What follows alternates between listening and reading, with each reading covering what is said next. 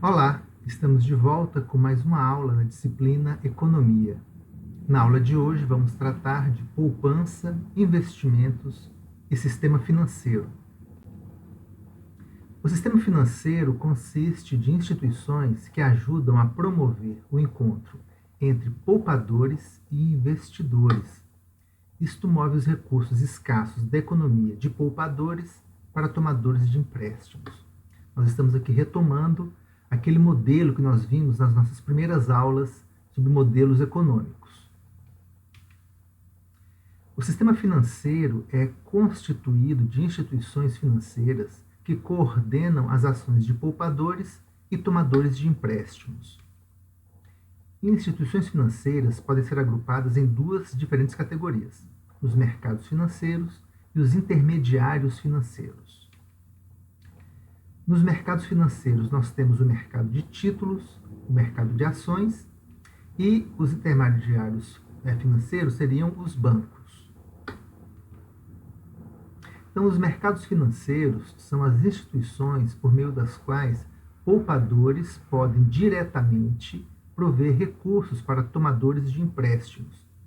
Já os intermediários financeiros são instituições financeiras por meio das quais os poupadores podem indiretamente prover recursos para tomadores de empréstimos.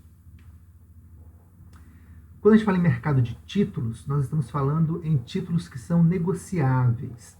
Então, um título é um certificado de endividamento que especifica obrigações do tomador do empréstimo para com o detentor do título. O título ele tem algumas características, né? Ele tem que ter um prazo, né, que seria o tempo que decorre até o vencimento do título. Existe um risco de crédito, que é a probabilidade de que o tomador de empréstimo deixe de pagar os juros ou o principal. E o tratamento tributário, né, a forma pela qual a legislação tributária cuida dos juros auferidos pelo título. Então, para cada tipo de título, você vai ter um prazo diferenciado, um risco de crédito diferenciado e também um tratamento tributário diferente. Quando a gente fala em mercado de ações, nós estamos falando da propriedade de empresas, né? Então, a ação representa a propriedade da empresa e, portanto, dá direito aos lucros que são gerados. Quando você compra as ações de uma empresa, você se torna, de certa forma, um sócio daquela empresa. Então, se ela tiver prejuízo, você vai ter prejuízo. Se ela tiver lucro, você também pode ter lucro, porque essas ações elas vão se valorizar na Bolsa de Valores. A venda de ações para levantar recursos é denominada financiamento do lançamento de ações. Comparadas aos títulos, as ações oferecem um maior risco, mas também maiores lucros potenciais. As bolsas mais importantes dos Estados Unidos são a New York Stock Exchange e a American Stock Exchange, que seria a Nasdaq. No Brasil, nós temos a Bolsa de Valores de São Paulo, que é a Bovespa. Aqui embaixo nós temos algumas imagens, né, da Bovespa, da Nasdaq e também aqui na Faculdade de Engenharia nós temos a Liga de Mercado Financeiro, que é exatamente um grupo de alunos, né, que busca aprofundar os conhecimentos nessa área de mercado financeiro e também bolsa de ações. Os bancos são os intermediários financeiros, né? Os bancos tomam depósitos de pessoas que desejam poupar e utilizam os valores depositados para fazer empréstimos a outros agentes. Aqui embaixo você pode ver o lucro líquido dos 5 maiores bancos no segundo trimestre de 2019. Tá? Então, o Bradesco, o Banco do Brasil, Caixa Econômica, o Itaú, Unibanco e o Santander, eles são os maiores bancos do Brasil e lucraram mais de 24 bilhões nesse período. Né? Então, tem aqui os resultados dos diversos bancos, né? Você tem o lucro líquido, receita com serviços e o valor do ativo total desses diversos bancos. Então, os bancos pagam a seus depositantes juros sobre os depósitos e cobram de seus tomadores de empréstimos uma taxa maior. Então, se você deposita no banco, ele vai te dar 2% ao ano, mas vai cobrar quem está pegando empréstimo 200% ao ano. A ideia é essa, eles remuneram um pouquinho, né, quem está colocando, né, o dinheiro no banco, e pega esse dinheiro que ele está pegando e vai emprestar para quem está precisando, cobrando uma taxa muito maior. Os bancos, eles ajudam a criar um meio de troca por permitir às pessoas assinar cheques contra os seus depósitos. Um meio de troca é um item que as pessoas podem facilmente utilizar para realizar transações. Isso facilita as compras de bens e serviços. Então, hoje em dia, o que acontece mais é o uso do cartão de crédito, né? Então, você não usa mais o dinheiro físico, nem mesmo cheques, né? Você usa mais agora o cartão de crédito, também as transferências eletrônicas, né? Então, essa seria a maneira mais usual de se fazer transações financeiras. Quero trazer aqui alguns exemplos, né, de novas empresas nessa área de bancos e também de investimentos. Nós temos a XP, né, que é uma empresa recente, né, que vai exatamente tentar facilitar o acesso aos mercados, né, através de diversos tipos de investimentos. Então, tem aqui só um exemplo para vocês, né, de uma possível carteira que a XP estava recomendando.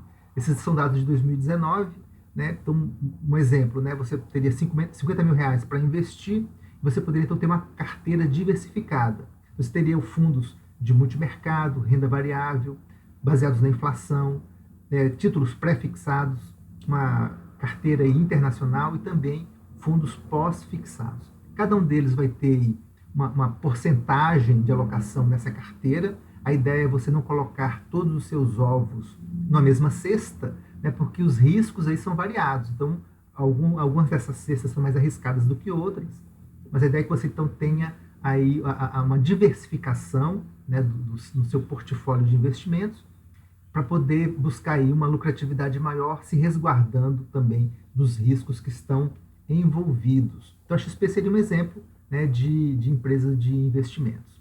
E a ideia é que agora essas empresas elas são totalmente digitais, você não precisa mais ir numa agência de banco, né, você acessa tudo pelo seu celular, faz as transferências e também movimenta sua conta usando apenas o celular ou o computador. A Modal Mais é também um exemplo, né, de um banco digital, também voltado para investidores, né? Então já tem mais de 1 milhão, né, de investidores apenas nesse banco, né? E aí também tem todo um portfólio de possibilidades de investimento, né? CDB, as letras de crédito, né, de imobiliário, de agronegócio, letra de câmbio. Então, uma série de possibilidades de investimento, desde aqueles mais tradicionais, né, até os, digamos assim, mais inovadores e também mais arriscados. Temos outras instituições financeiras, né, por exemplo, as cooperativas de crédito. Então, vamos usar como exemplo, né, a Sicoob, né, que seria uma cooperativa de crédito, e você vai observar que eles vão ter uma taxa de juros muito mais baixa do que outras instituições financeiras, né? Então, você tem aqui, tanto com relação ao cartão de crédito rotativo, cheque especial, capital de giro. Então, por se tratar de uma cooperativa de crédito, ela vai trabalhar com taxas de juros menores do que o sistema financeiro nacional normal. Temos os fundos de pensão, né, que são instituições que vão receber um valor para que os participantes possam se aposentar, né, no futuro, tendo aí uma lucratividade maior. Então temos a Petros, que é da Petrobras, Postales, que é do Correio, a Previ e outras, né? Então você teria fundos de pensão que vão recolher o dinheiro durante a época de trabalho, né, desses trabalhadores, e vão investir esses recursos buscando que eles tenham esse recurso multiplicado para poder usufruir aí na sua aposentadoria. Temos também as empresas de seguros, né, que vão também, de certa maneira, proteger o patrimônio, né, de quem está fazendo o seguro. Então, pode ser uma residência, um automóvel, as empresas, né? Então, existem seguradoras que vão ter os mais diversos tipos de seguros, seguro de vida, seguro de acidentes, né? Então, eles também são instituições financeiras que buscam proteger o patrimônio das pessoas e das empresas. Falando um pouquinho agora da macroeconomia, né? Nós vamos falar da poupança e o investimento nas contas nacionais. Então, o produto interno bruto, né, de um país, que seria representado por Y, ele representa, ao mesmo tempo, a renda total da economia e a despesa total da produção de bens e serviços. Então, a gente pode usar essa fórmula para demonstrar como que é calculado o produto interno bruto de um país, né, que é o conjunto da riqueza que é gerada naquele país. Então, Y é igual a C mais I mais G. Então, significa que o consumo, né, que seria a letra C, é a soma de bens e serviços adquiridos pelas pessoas residentes naquele país. I representa o investimento e G representa os gastos do governo. Então, essa aqui é uma equação básica, fundamental, que representa o produto interno bruto de um país. Então, o produto interno bruto é igual ao consumo mais o investimento mais os gastos do governo. Então, a gente tem algumas, com base, né, nessa fórmula, nós podemos ter algumas identidades que são bem importantes. Então, vamos assumir uma economia fechada. Tá? Inicialmente, vamos pensar apenas no país, imaginando uma ilha que não comercializa com outros países. Tá? Uma economia fechada, né, então, é uma que não participa do comércio internacional. Numa próxima aula, nós vamos falar numa economia aberta, com a possibilidade dessas trocas comerciais internacionais. Então, inicialmente, vamos pensar uma economia fechada. Tá? Então, nós temos que Y é igual a C mais I mais G. Agora, subtraia o consumo, né, e o gasto do governo de ambos os lados da equação. Nós vamos ficar com Y menos C menos G igual a I. Então, o lado esquerdo da equação é a renda total da economia após o pagamento do consumo e compras do governo. E é denominada poupança nacional, ou apenas poupança, que seria S. Tá? Então, vamos substituir S por Y menos C menos G. Então, a equação pode ser escrita como S igual a I. Né? Então, a gente está compreendendo, né, que a poupança nacional é igual ao investimento nacional. Então, a poupança nacional, ou poupança S, né, é igual ao investimento. Né? Substituindo, nós vamos ver que S igual a Y menos C menos G, e depois fazendo uma transformação, S igual a Y menos T menos C mais T menos G. Lembrando que S é a poupança e T é a receita tributária. Então, a poupança privada, né, que é o Y menos T menos C, é a renda que permanece para as famílias após terem pago os impostos e realizado o consumo. E a poupança pública, que seria T menos G, é a receita tributária que permanece para o governo depois que este pagou todas as suas despesas. Então, a gente está verificando, né, como é que se comporta a economia de um país como um todo. Então, quando a gente fala em superávit e déficit, né, a gente está tentando verificar a diferença entre as receitas e as despesas do governo como um todo. Então, lembrando que o governo, ele não tem dinheiro, né? O governo, ele pega o dinheiro das famílias e das empresas na forma de impostos para ter recursos para poder investir nas suas políticas públicas. Então, se T maior do que G, né, se os impostos é maior do que os gastos do governo, o governo possui um superávit orçamentário, porque ele recebe mais dinheiro do que gasta. Então, T é o tributo que ele está recebendo, né, e G é o gasto. Então, se ele está recebendo, né, a receita é maior do que a despesa, então ele tem um superávit, né, porque ele está recebendo mais dinheiro do que gastando.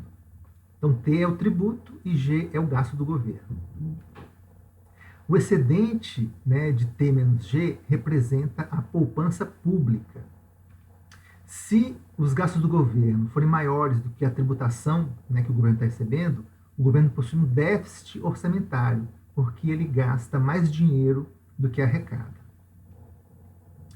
Então, a gente vai chegando à conclusão, né, de que para a economia como um todo, a poupança deve ser igual ao investimento. Então, para você poder investir em alguma coisa, você tem que poupar antes. Então, vamos pensar numa família. Você deseja comprar um carro. Você precisa poupar, né, para poder ter recurso para poder comprar aquele carro. Tá? Então, a poupança é igual ao investimento. você vai usar a sua própria poupança para comprar o carro, ou você pode usar a poupança de uma outra pessoa. Você vai no banco, pega um empréstimo, representa a poupança de uma outra família. Então, você está pegando aquele dinheiro que foi poupado por alguém para poder comprar o seu carro. Depois você vai ter que devolver esse dinheiro com juros. Tá? Mas a ideia básica é essa: para você poder investir, antes você tem que poupar ou usar a poupança de alguém. Isso vale para o país também. Se ele não tem uma poupança própria, ele pode pegar a poupança das empresas daquele país ou pegar recursos da poupança de um outro país, né, que seria um empréstimo internacional, por exemplo. Mas essa é uma fórmula básica.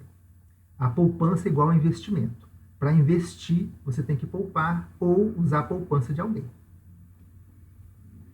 Então, um exercício para vocês fazerem, né, em casa. Suponha que o consumo é 6.500, estamos fazendo aqui em bilhões, tá? Então, o consumo é 6.500, os impostos somam 1.500, os gastos do governo somam 2.000. Se a poupança nacional é de 1.000 e é uma economia fechada, qual que é o valor do produto interno bruto? Então, tentem fazer esse cálculo usando essas fórmulas, essas identidades que nós discutimos até aqui, ok? Vamos tentar fazer isso aí em casa e a gente tentar resolver então na próxima aula.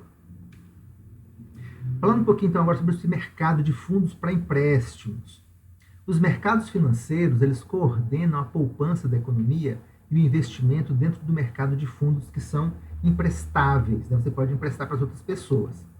Os fundos para empréstimos referem-se ao total da renda que as pessoas escolheram poupar e emprestar, ao invés de utilizá-la para consumo. Então você precisa decidir se você vai consumir, né, vai comprar um carro, ou se você vai poupar aquele dinheiro para usar ele no futuro, porque esse dinheiro ele vai render, você vai poder comprar outras coisas no futuro.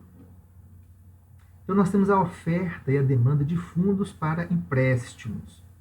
A oferta de fundos para empréstimos provém de pessoas que possuem uma renda extra e que desejam poupar e emprestar. A demanda por fundos para empréstimos provém de famílias e firmas que desejam tomar empréstimos para fazer investimentos. Então, eles não têm ali uma poupança para usar, então eles vão ter que pegar emprestado para fazer algum tipo de investimento. Então, a taxa de juros é o preço pago pelo empréstimo. Então, ela representa a quantia que os tomadores de empréstimos pagam e que os emprestadores recebem pela sua poupança. A taxa de juros no mercado de fundos para empréstimos é a taxa de juros real. Os mercados financeiros funcionam como todos os outros mercados da economia. O equilíbrio da oferta e demanda por fundos para empréstimos determina a taxa de juros real. Então, a gente tem aqui no mercado de fundos para empréstimos a taxa de juros, né, em um eixo, e no outro eixo o valor, né, dos fundos disponíveis para empréstimos em bilhões de dólares. Nós temos aqui uma curva da demanda por esses fundos e uma curva para a oferta desses fundos. E ali um ponto de equilíbrio, né? Então uma taxa de juros de 5%, vai haver aí uma oferta de 1.200 bilhões, né, de dólares. Tá, ok? Então, a Selic, né, que é essa taxa básica de juros que o governo determina, ela é muito importante em vários fatores da economia. Então, é a taxa básica de juros, ela é definida pelo Copom, ela que vai definir a rentabilidade dos investimentos, né? Também é utilizada para definir a taxa de juros para crédito. Ela pode ser utilizada para controlar a inflação, porque se você permite, né, se você facilita o crédito, as pessoas podem consumir mais. Quando as pessoas consomem mais, aumenta a demanda, né? E quando aumenta a demanda, se não houver um aumento da oferta também, a tendência é que os preços aumentem, ok? Então, essa definição da taxa de juros ajuda a controlar a inflação. Se a inflação está elevada, você pode aumentar a taxa de juros, porque aí você torna mais caro fazer os empréstimos. Então, você tende a reduzir a demanda. Quando você reduz a demanda, a tendência é que os preços também eles se reduzam, tá? Também serve de referência, né, para o CDI, que é o empréstimo que é feito entre os bancos, né, e também vai afetar a cotação do dólar, tá bom? Então a Selic ela é muito importante e, e é utilizada, né, para verificar como é que está o andamento da economia de um país.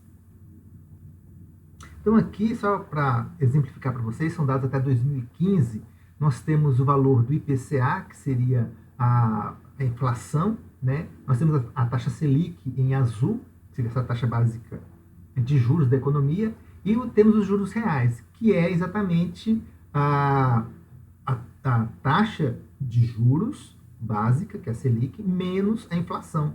Então, seriam os juros reais. Tá? Então, o que a gente observa é que da década de 90 para cá, a inflação, né, tem ficado cada vez mais baixa, a taxa de Selic também caiu bastante. Nesse último ano, ela bateu recorde, né, de valor mínimo, né, e os juros reais também estão cada vez menores. Quer dizer o seguinte, que hoje em dia, você fazer algum tipo de investimento baseado na Selic, o seu rendimento vai ser muito pequeno, né? O juro real vai ser muito pequeno. Então, exemplificando para vocês aqui, também dados até 2019, nós temos o valor da inflação, né, que é o IPCA, cada vez mais baixo, a Selic também em queda cada vez menor e o juro real, que o investidor ganha, né, quando investe na poupança ou algum tipo de investimento de renda fixa, por exemplo, ele vai ter um juro real muito pequeno. Comparando com a China, também é a mesma realidade, né? A China também tem uma inflação muito pequena e uma taxa de juro real também bem pequena. Então, o governo ele pode interferir na economia, né? Então, as políticas do governo elas afetam a poupança e o investimento. Então, quando o governo altera, né, as taxas de imposto e de poupança, ele vai interferir na economia, impostos e investimento também, e o déficit orçamentário do governo vai também afetar a, a, a economia do país. Né? Vou falar um pouquinho sobre esses três aspectos. Então, tributação e poupança. Então, os impostos sobre a renda proveniente dos juros reduzem substancialmente o pagamento futuro da poupança presente e, como resultado, diminui o incentivo para poupar, ok? Então, o imposto de renda que você paga no final, né, do seu processo aí de poupança, tá? Quanto maior o imposto, menor o seu rendimento. Tá? Então, isso aí vai reduzir o incentivo para você poupar. Se você sabe que vai receber só um pouquinho lá no futuro, não tem tanto interesse assim em poupar. Talvez seja mais interessante você investir de outra maneira agora. Tá? Uma diminuição dos impostos aumenta o incentivo para as famílias pouparem a qualquer taxa de juros. Então, mesmo que a taxa de juros seja alta ou baixa, você sabe que você vai pagar menos imposto no futuro. Né? Então, você vai se incentivar, né, a poupar mais. A curva de oferta de fundos para empréstimos se desloca para a direita. A taxa de juros de equilíbrio diminui. A quantidade demandada por fundos para empréstimos aumenta. Então, a gente observa isso aqui. Né? Então, quando você tem aí um incentivo tributário à poupança, elas aumentam a oferta de fundos emprestáveis. Né? Então, essa curva da oferta se desloca para a direita, né? E aí nós vamos ter a redução, né, da taxa de juros de equilíbrio, ela vai estar no ponto mais abaixo, de 5%, caiu, por exemplo, para 4%, e também nós vamos observar um aumento na quantidade de equilíbrio dos fundos para empréstimos. A gente vai ter um valor maior disponível, né, exatamente por conta do incentivo tributário, ou seja, uma redução, né, nos impostos sobre o rendimento da poupança. Então, se uma mudança da legislação tributária estimula uma maior poupança, o resultado será uma menor taxa de juros e um maior investimento. Pensando agora na tributação e no investimento, né? Um crédito tributário para investimento, ele aumenta o incentivo para emprestar. Né? Ele aumenta a demanda por fundos para empréstimos. Vai deslocar a curva da demanda para a direita. Vai resultar numa maior taxa de juros e uma maior poupança. Então, se uma mudança da legislação tributária encoraja um maior investimento, o resultado será uma maior taxa de juros e uma maior poupança. Então, verificando aqui no gráfico, o que a gente observa? Um crédito tributário para os investimentos. Então, se você está investindo, né, e você de alguma maneira está reduzindo, né, esse tributo, né, então vai aumentar a demanda por fundos emprestáveis. Então, as pessoas vão pegar o dinheiro emprestado para investir.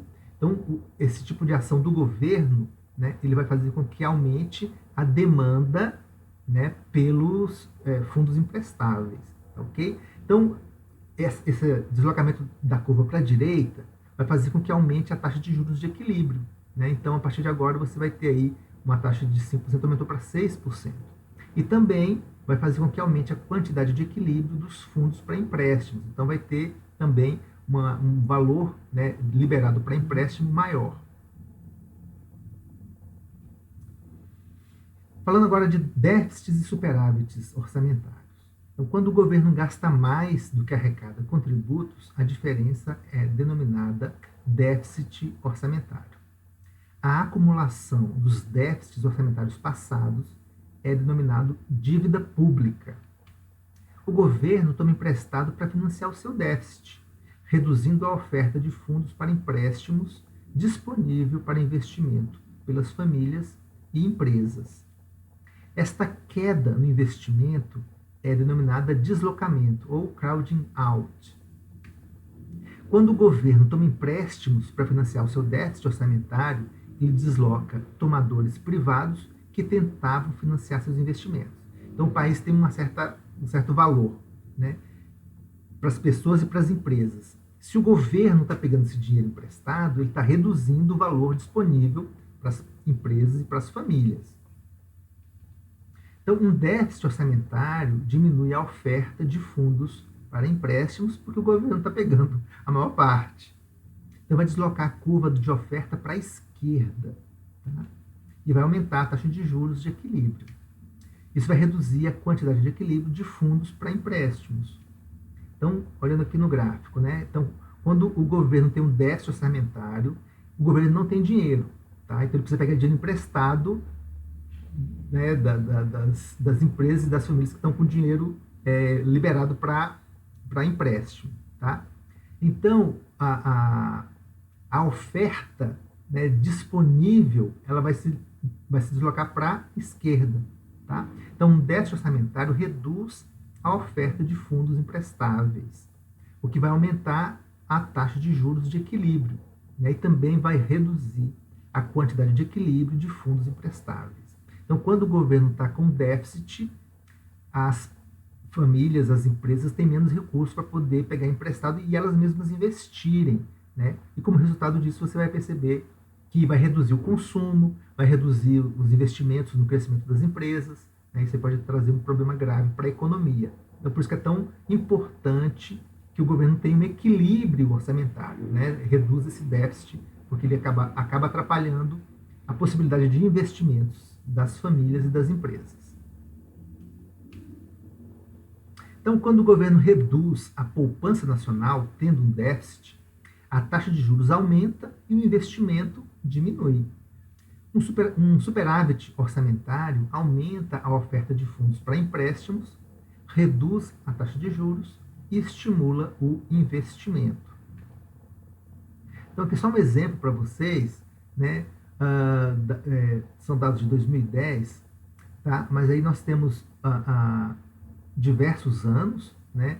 E aí nós temos a poupança no Brasil como uma porcentagem do produto interno bruto, né? Então, década de 70, né, até 74, o governo tinha 5,86%, né?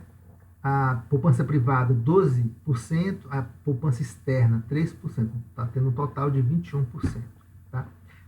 Avançando agora para 2003 a 2006, o governo teve um déficit, né, de menos 1,01%, a poupança privada aumentou para 18%, a externa também reduziu para menos 0,88%, tendo um total de 16% do PIB em termos de poupança. Né? Então, a gente demonstra que houve uma redução da capacidade de investimento do país.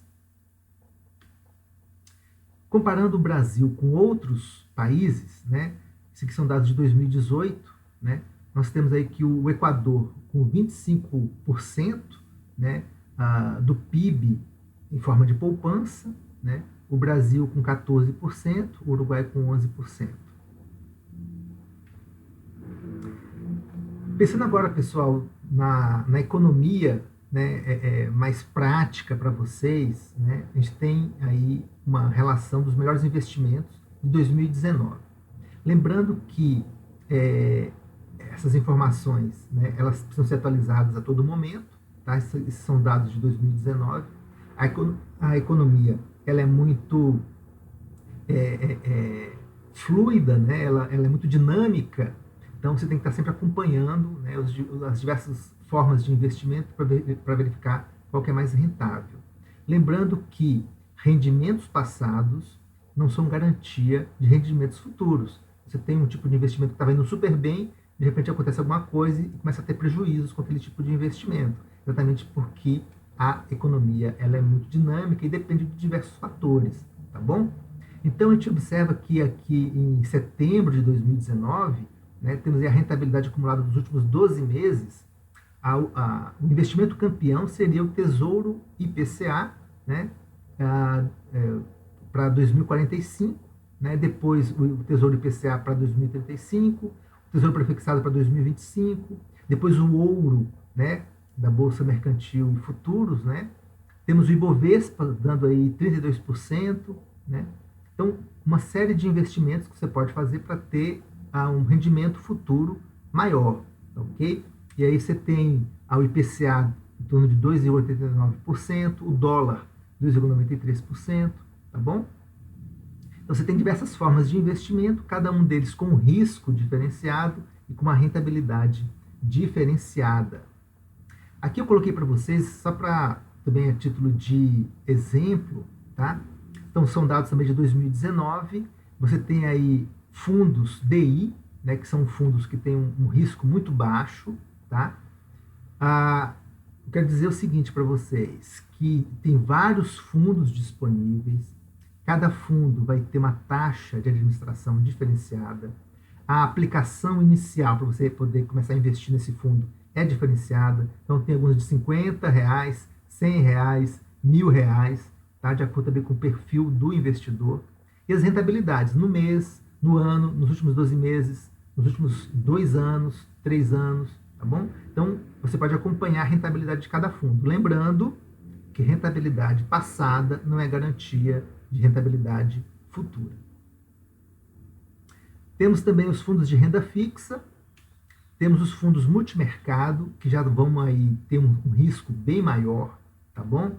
Então, você vai perceber que nesses fundos multimercado, você pode perder dinheiro, tá? Então, é preciso tomar cuidado quando você vai lidar com fundos multimercado, porque eles vão também ter ações, vão ter aí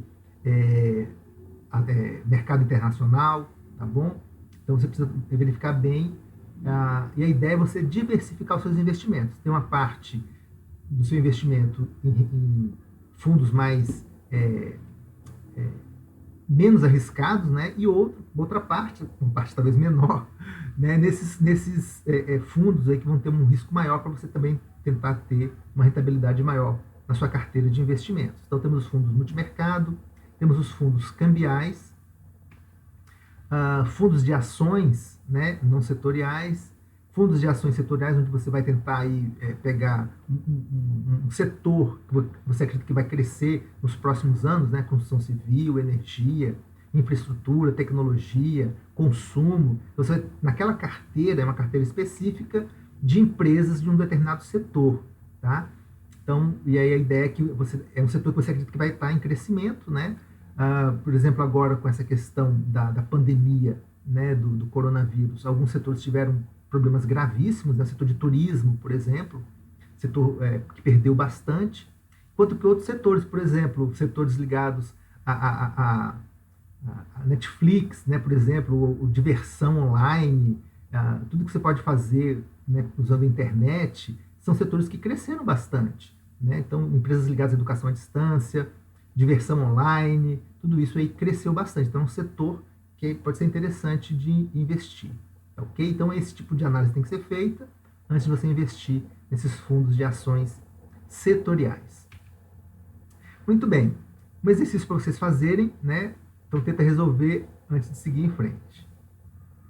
O que aconteceria no mercado de fundos para empréstimo se o governo decidisse reduzir o imposto de renda sobre a renda proveniente de aplicações financeiras? Né? Depois você tem que explicar a sua resposta. Então, o que vai acontecer com esse mercado? Letra A, vai haver um aumento no total dos fundos para empréstimos efetivamente emprestados. Letra B, vai haver uma redução. Né? Letra C, não haveria modificações. E letra D, a modificação ela seria indeterminada. Qual que você acha que é? E qual que é a explicação para isso? Pensa um pouquinho antes de seguir em frente com o vídeo, com a resposta. Já pensou? Então vamos lá. Vai haver um aumento da oferta dos fundos emprestáveis, né? Por quê? Porque os incentivos tributários à poupança, eles aumentam a oferta dos fundos emprestáveis. Então a oferta vai se deslocar para a direita, tá bom? E aí, com essa mudança, né, na curva da oferta, vai reduzir a taxa de juros de equilíbrio, né? E aí nós vamos ter um aumento na quantidade de equilíbrio dos fundos para empréstimos, tá bom? Muito bem, então, resumindo, né, a aula de hoje. O sistema financeiro é constituído de instituições tais como o mercado de ações, o mercado de títulos, bancos e fundos mútuos. Todas as instituições financeiras atuam diretamente com os recursos das famílias que desejam poupar parte de sua renda e emprestá-la para outras famílias e empresas. As identidades das contas nacionais revelam algumas importantes relações entre as variáveis macroeconômicas. Em particular, numa economia fechada, a poupança nacional é igual ao investimento. As instituições financeiras buscam alocar a poupança de alguns para financiar o investimento de outros agentes dentro da economia. A taxa de juros é determinada pela oferta e demanda de fundos para empréstimos. A oferta de fundos para empréstimos é proveniente de famílias que desejam poupar parte de sua renda. A demanda por fundos para empréstimos é proveniente de famílias e firmas que desejam emprestar recursos para realizar investimentos. A poupança nacional é igual à poupança privada mais a poupança pública. Um déficit orçamentário do governo representa uma poupança negativa, portanto, reduz a poupança nacional e a oferta de fundos para empréstimos. Quando o déficit orçamentário do governo expulsa o investimento, ele reduz o crescimento da produtividade e o produto interno bruto daquele país. Muito bem, na próxima aula nós vamos falar sobre sistema monetário, crescimento da moeda e inflação. Então leia antes o capítulo 29 e 30 do livro do Mencken, né, que trata desses assuntos. O livro está disponível na biblioteca digital Cengage. Por hoje é só e até a próxima.